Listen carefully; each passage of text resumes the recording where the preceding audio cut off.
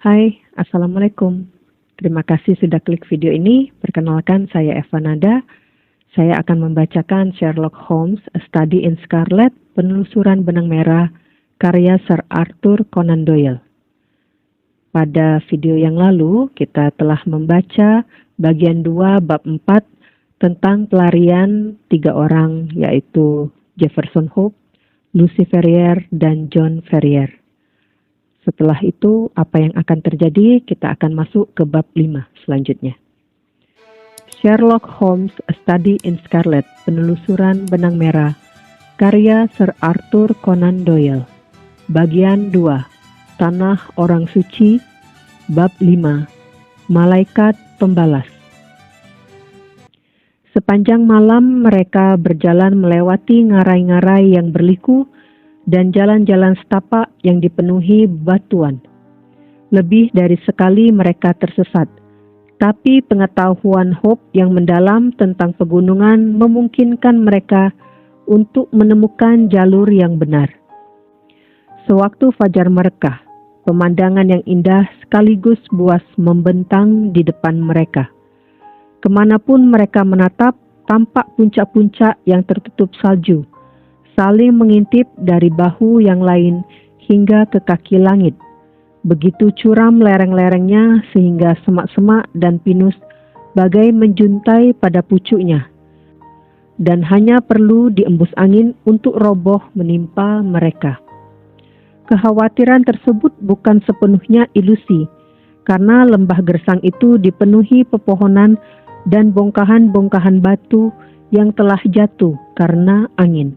Bahkan saat mereka melintas, sebongkah batu besar bergulir menggemuruh ke sungai kering dan mengejutkan kuda-kuda mereka yang kelelahan. Matahari perlahan-lahan menanjak di kaki langit timur. Puncak-puncak pegunungan besar itu menyela, satu demi satu, hingga semuanya tampak kemilau. Pemandangan yang mengagumkan itu menambah semangat ketiga pelarian dan menimbulkan tenaga baru. Di sebuah sungai yang mengalir deras, mereka berhenti dan memberi kuda-kuda mereka kesempatan minum. Sementara mereka sendiri menyantap sarapan dengan tergesa-gesa.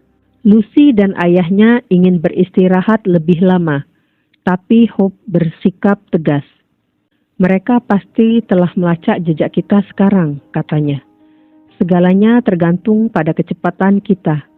Begitu tiba dengan selamat di Carson, kita boleh beristirahat sepanjang sisa hidup kita. Sepanjang hari itu mereka berjuang keras melintasi celah-celah di pegunungan. Dan saat malam turun mereka memperhitungkan telah berada sekitar 30 mil jauhnya dari musuh-musuh mereka. Malam itu mereka memilih tempat istirahat di dasar sebuah tonjolan tebing dan menikmati tidur selama beberapa jam. Sebelum fajar mereka telah terjaga dan melanjutkan perjalanan. Mereka tidak melihat tanda-tanda ada orang mengejar mereka. Dan Jefferson Hope mulai menganggap bahwa mereka telah berada cukup jauh dari jangkauan organisasi menakutkan yang berusaha mereka hindari. Hope sama sekali tidak menyangka bahwa pengejar mereka sebenarnya begitu dekat dan sebentar lagi mereka akan dihancurkan. Sekitar tengah hari pada hari kedua itu, bekal mereka mulai habis. Tapi hal ini tidak terlalu mencemaskan Hope, karena ia biasa memburu hewan-hewan pegunungan untuk makanan mereka. Setelah memilih sebuah ceruk sebagai tempat berlindung, ia menumpukkan sejumlah dahan kering dan membuat api unggun. Mereka sekarang hampir 5.000 kaki di atas permukaan laut, dan udaranya dingin menggigit. Hope mengikat kuda-kudanya dan mengucapkan selamat berpisah kepada Lucy, lalu menyandang senapannya untuk memburu binatang apapun yang mungkin ditemuinya. Saat berpaling ke belakang, ia melihat pria tua dan wanita muda tersebut tengah berjongkok di depan api unggun, sementara ketiga hewan berdiri tidak bergerak di latar belakang, lalu bebatuan menghalangi pandangannya. Hope berjalan sejauh beberapa mil melintasi sungai kering demi sungai kering tanpa mendapatkan buruan. Tapi dari tanda-tanda di kulit pohon dan lainnya, Ia memperkirakan ada sejumlah beruang di daerah itu. 2 atau 3 jam ia mencari tanpa hasil, dan mulai berpikir untuk kembali saja sewaktu ia melihat sesuatu yang membangkitkan kegembiraannya. Di ujung sebongkah batu yang mencuat, sekitar 3 atau 400 kaki di atasnya, berdiri seekor makhluk mirip domba yang bersenjatakan sepasang tanduk raksasa. Si tanduk besar mungkin tengah menjaga kawanan yang tidak terlihat oleh Hope, tapi untungnya hewan tersebut memandang ke arah lain dan tidak menyadari kehadirannya. Sambil menelungkup, Hope menumpukan senapannya ke sebongkah batu, lalu membidik buruannya dan menarik picu. Si tanduk besar melompat ke udara, terhuyung-huyung sejenak di tepi batu, lalu jatuh ke tanah di bawahnya. Hewan tersebut terlalu besar dan berat untuk diangkat, jadi Hope hanya memotong pangkal paha dan sebagian panggulnya. Dengan memanggul hasil buruan itu, ia bergegas menyusuri kembali jalan yang ditempuhnya, karena malam telah turun. Ia baru saja mulai sewaktu menyadari kesulitan yang menghadangnya. Saking semangatnya berburu, dirinya ternyata telah berkeliaran jauh melewati sungai kering yang dikenalinya, dan tidak mudah untuk menemukan jalan yang tadi diambilnya. Lembah tempat ia berada terpecah-pecah menjadi sekian banyak jalur yang begitu mirip satu sama lain, sehingga mustahil untuk membedakannya. Ia mengikuti salah satunya hingga sekitar 1 mil, lalu menemukan sungai yang belum pernah dilihatnya. Yakin bahwa ia telah salah memilih jalan, Hope mencoba jalur lain, tapi hasilnya sama. Hari sudah hampir gelap ketika akhirnya tiba di celah yang dikenalinya. Bahkan pada waktu itu bukan masalah mudah untuk menyusuri jalur yang benar, karena bulan belum terbit dan tebing-tebing tinggi di kedua sisi semakin mempersulit pandangan. Dengan dibebani buruannya dan kelelahan karena usahanya, Hope terhuyung-huyung maju, mempertahankan semangatnya dengan pikiran bahwa setiap langkah membawanya semakin dekat dengan Lucy, dan bahwa ia membawa cukup banyak bahan makanan untuk pasukan mereka selama sisa perjalanan. Hope sekarang tiba di mulut ceruk tempat ia meninggalkan Lucy dan ayahnya. Dalam kegelapan, ia masih bisa mengenali sosok tebing yang membatasinya. Mereka pasti sudah menunggu dengan gelisah, pikirnya. Karena ia telah pergi hampir 5 jam. Dalam kegembiraan dan kelegaan, ia menangkupkan tangan ke mulut dan meneriakkan, "Halo!" sebagai tanda kedatangannya. Lalu ia diam sejenak menunggu jawaban. Tapi tidak ada yang terdengar, kecuali teriakannya sendiri yang memantul pada sungai kering dan kembali ke telinganya berulang-ulang. Sekali lagi ia berteriak lebih keras dari sebelumnya, dan sekali lagi pula tidak terdengar balasan dari kedua orang yang ditinggalkannya beberapa waktu lalu. Ketakutan yang samar merayapinya dan ia bergegas maju dalam kepanikan. Makanan yang diperoleh dengan susah payah dijatuhkannya begitu saja. Sewaktu berbelok ke tikungan, Hope melihat bekas api unggun. Masih ada tumpukan bara di sana. Tapi jelas api tersebut tidak dijaga sejak kepergiannya. Kesunyian memenuhi sekitarnya. Dengan ketakutan yang semakin nyata, ia bergegas mendekat. Tidak terlihat tanda-tanda makhluk hidup di tempat itu. Hewan-hewan, Ferrier, putrinya, semua lenyap. Jelas telah terjadi bencana tiba-tiba selama kepergiannya. Bencana yang menghantam mereka semua, tapi sama sekali tidak meninggalkan jejak. Kebingungan dan tertegun oleh pukulan ini, Jefferson Hope merasa kepalanya berputar, dan ia terpaksa menyandar ke senapannya agar tidak jatuh. Tapi pada dasarnya ia orang yang terbiasa bereaksi dan dengan cepat pulih dari ketidakberdayaannya. Setelah mengambil sebatang kayu yang separuh terbakar dari tumpukan bara, ia mengobarkan api unggunnya lagi, dan dengan bantuan api tersebut memeriksa perkemahan kecil mereka. Tanah dipenuhi jejak-jejak kaki kuda, menunjukkan adanya segerombolan besar penunggang kuda yang telah mengalahkan kedua pelarian, dan jejak-jejak mereka menunjukkan bahwa sesudahnya mereka kembali ke Salt Lake City. Apa mereka membawa Ferrier dan Lucy? Hope hampir berhasil meyakinkan dirinya bahwa pasti begitu yang mereka lakukan, sewaktu pandangannya jatuh pada sesuatu yang langsung menyebabkan seluruh tubuhnya bergetar. Agak jauh dari perkemahan itu, terdapat tumpukan tanah merah yang sebelumnya jelas tidak ada. Tidak diragukan lagi bahwa itu sebuah makam baru. Hope mendekat dan melihat ada sebatang dahan ditancapkan pada makam itu, dengan sehelai kertas terjepit di sela-selanya. Tulisan di kertas tersebut singkat tapi jelas. John Ferrier, mantan penduduk Salt Lake City, meninggal tanggal 4 Agustus 1860. Petani tua yang tangguh, yang baru ditinggalkannya beberapa jam yang lalu, ternyata telah tewas dan ini nisannya. Dengan panik, Hope mencari-cari kalau-kalau di sekitar situ ada makam kedua, tapi ia tidak menemukannya. Lucy pasti telah dibawa kembali ke Salt Lake City untuk memenuhi takdir yang mereka tentukan, yaitu mengisi harem salah satu putra tetua. Saat Hope menyadari kepastian nasib Lucy dan ketidakberdayaannya sendiri untuk mencegahnya, ia merasa ingin mati saja. Ia berharap dirinya juga tergeletak membisu bersama sang petani tua di tempat peristirahatannya.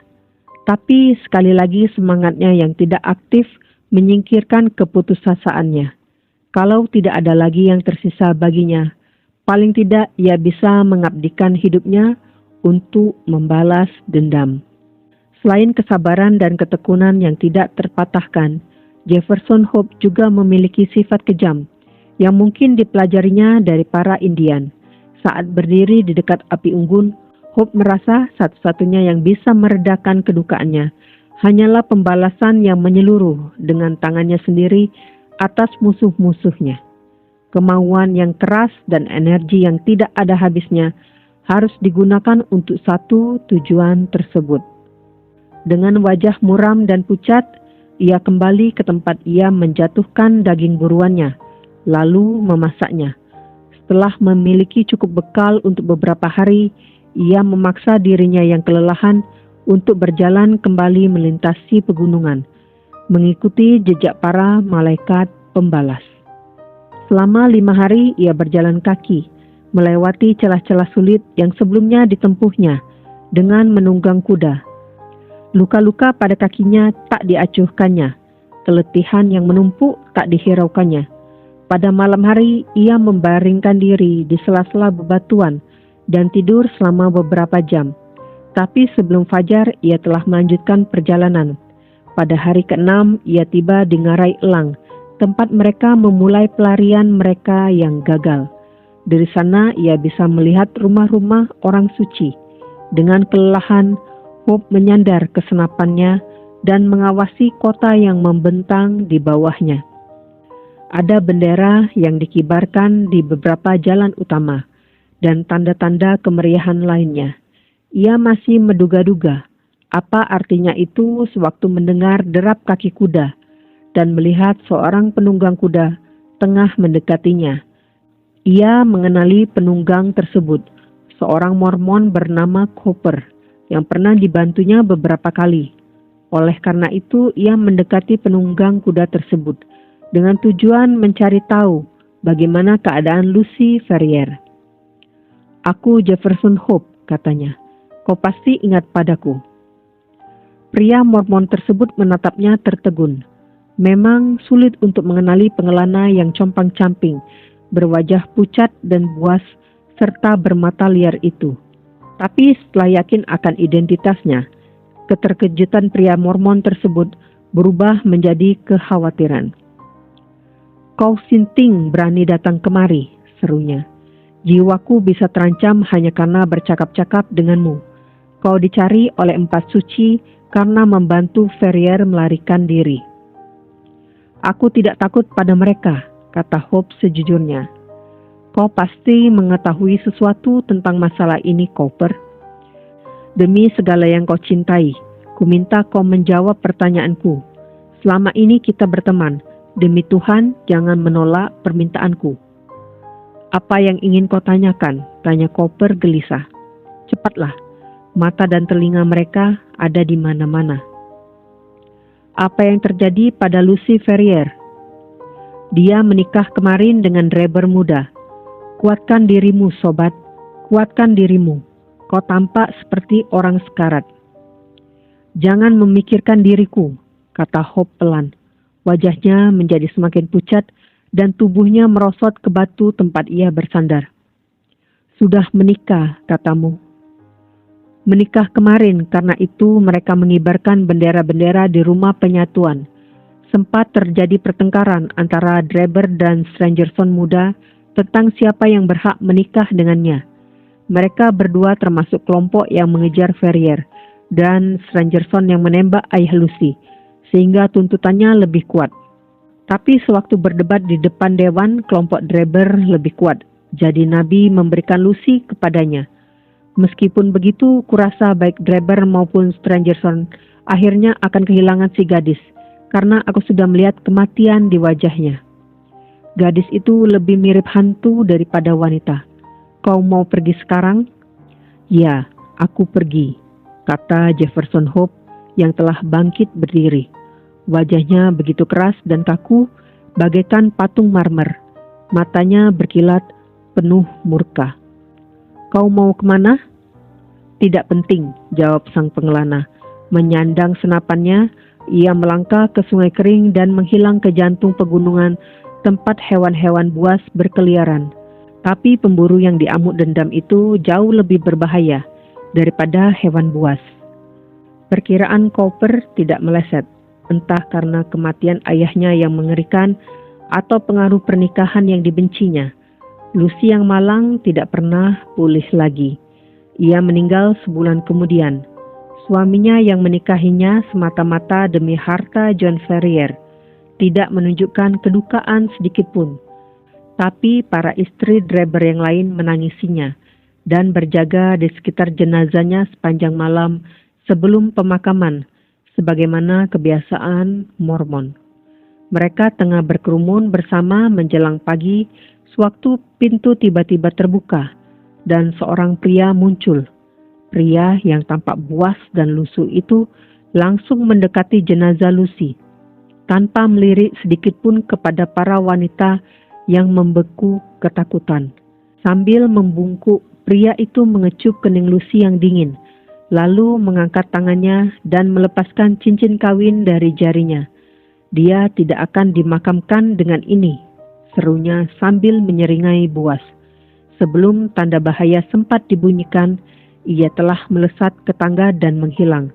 Begitu aneh dan singkat kejadian tersebut, sehingga para wanita yang berjaga hampir-hampir tak percaya bahwa itu sungguh-sungguh terjadi. Tapi cincin kawin yang hilang itu merupakan buktinya. Selama beberapa bulan berikutnya, Jefferson Hope berkeliaran di pegunungan, menjalani kehidupan yang aneh dan liar, mempertahankan keinginannya yang meluap-luap untuk membalas dendam. Isu-isu pun bermunculan di kota tentang kehadiran seseorang yang menghantui sungai-sungai kering di pegunungan. Pernah sekali sebutir peluru menembus jendela rumah Strangerson dan menancap ke dinding. Hanya satu kaki dari pemuda itu. Pada kesempatan lain, sewaktu Draper tengah melintas di bawah tebing, sebongkah batu besar jatuh ke arahnya. Ia berhasil selamat hanya dengan melompat dari kuda dan berbaring rapat di tanah. Kedua pemuda Mormon tersebut tidak memerlukan waktu lama untuk mengetahui alasan usaha-usaha pembunuhan mereka ini. Mereka lalu memimpin ekspedisi-ekspedisi ke pegunungan untuk memusnahkan musuh mereka, tapi selalu tidak berhasil. Akhirnya mereka menerapkan tindakan berjaga-jaga dengan tidak pernah bepergian seorang diri di malam hari. dan melakukan pengawasan ketat terhadap kuda-kuda mereka. Setelah beberapa waktu berlalu dan tidak terjadi apa-apa, mereka mulai mengendurkan kewaspadaan. Mereka mengira waktu telah meredakan kemarahan musuh mereka. Sebaliknya, waktu justru mengobarkan kebencian Hope. Sang pemburu bersifat keras, pantang menyerah, dan gagasan membalas dendam telah menguasai dirinya sepenuhnya, sehingga tidak ada ruang untuk emosi-emosi lain. Tapi ia juga seorang yang praktis. Dengan cepat ia menyadari bahwa tekad bajanya pun takkan mampu mengatasi tekanan yang terus-menerus diterimanya. Kekhawatiran akan tertangkap dan kerinduan akan makanan yang layak telah menguras tenaganya. Kalau ia tewas seperti anjing di pegunungan, bagaimana dengan rencana pembalasannya? Kematian semacam itu akan menjemputnya jika ia bertahan di pegunungan, dan justru itu yang diinginkan musuh-musuhnya. Maka dengan enggan, Hope pun kembali ke tambang-tambang tua di Nevada untuk memulihkan kesehatannya dan mengumpulkan uang demi mengejar tujuannya. Hope berniat untuk tinggal paling lama 1 tahun di tambang, tapi karena berbagai situasi yang tidak terduga, ia akhirnya baru dapat pergi dari situ setelah hampir 5 tahun. Meskipun demikian, ingatannya akan musuh-musuhnya dan keinginannya untuk membalas dendam masih sejernih di malam ketika ia berdiri di dekat makam John Ferrier. Dengan menyamar dan menggunakan nama lain, ia kembali ke Salt Lake City. Ia tak peduli apa yang terjadi pada hidupnya sendiri, sepanjang ia mampu menegakkan keadilan. Namun di tanah orang suci itu, ia menemui hambatan lain. Beberapa bulan sebelumnya telah terjadi pemberontakan terhadap kewenangan para tetua, dan sejumlah orang muda yang tidak puas akhirnya meninggalkan Utah serta kepercayaan Mormon mereka. Draper dan Strangerson termasuk dalam kelompok itu, dan tak seorang pun tahu kemana mereka pergi. Menurut kabar yang tersiar, Draper berhasil menjual sebagian besar propertinya dan melarikan diri sebagai orang kaya. Rekannya Strangerson relatif miskin, tapi tidak ada petunjuk sama sekali tentang keberadaan mereka. Kebanyakan orang, betapapun murkanya mereka, akan melupakan keinginan membalas dendam ketika menghadapi kesulitan seperti ini. Tapi Jefferson Hope tetap bergeming. Dengan sedikit harta yang dimilikinya, yang didapatnya dari pekerjaan apapun yang bisa dilakukannya, ia berkelana dari satu kota ke kota lain di seluruh Amerika dalam usahanya melacak musuh-musuhnya. Tahun berganti tahun, rambut hitamnya mulai menjadi kelabu, tapi ia masih terus berkelana bagai anjing pemburu dengan tekad bulat untuk satu tujuan. Akhirnya ketekunannya terbayar. Hanya sebuah wajah yang sekilas terlihat di jendela, tapi kilasan tersebut memberitahunya bahwa orang-orang yang diburunya ada di Cleveland, Ohio. Ia kembali ke penginapannya yang kumuh dengan rencana pembalasan yang telah tersusun rapi. Tapi Draper yang memandang keluar jendela mengenali gelandangan yang mengawasinya dengan penuh dendam itu. Ia bergegas menemui pihak berwenang dengan ditemani Strangerson yang telah menjadi sekretaris pribadinya dan mengaku bahwa dirinya terancam bahaya akibat kecemburuan serta kebencian seorang pesaing lama. Malam itu juga Jefferson Hope ditangkap, dan karena tidak bisa memberikan jaminan, ia ditahan selama beberapa minggu. Pada saat ia akhirnya dibebaskan, Hope mendapati rumah Draper telah kosong. Pria itu dan sekretarisnya telah berangkat ke Eropa. Sekali lagi Hope menemui kegagalan, dan sekali lagi kebenciannya yang terpusat mendesaknya melanjutkan pengejaran. Tapi ia memerlukan dana, dan selama beberapa waktu ia kembali bekerja, menabung setiap dolar yang diperolehnya untuk perjalanan yang akan dilakukannya. Akhirnya, setelah mengumpulkan cukup banyak uang untuk bertahan hidup, ia berangkat ke Eropa dan melacak musuh-musuhnya dari satu kota ke kota lain, tapi tidak pernah berhasil menyusul mereka. Sewaktu ia tiba di Saint Petersburg, mereka baru saja berangkat ke Paris, dan sewaktu ia mengikuti mereka ke sana, mereka baru saja menuju Copenhagen, di ibu kota Denmark itu. Kembali ia terlambat beberapa hari karena mereka telah pergi ke London. Dengan gigih ia menyusul ke London dan berhasil mendapatkan buruannya. Namun mengenai kejadian selengkapnya, sebaiknya kita mendengarkan penuturan sang pemburu sendiri seperti yang dicatat oleh Dr. Watson.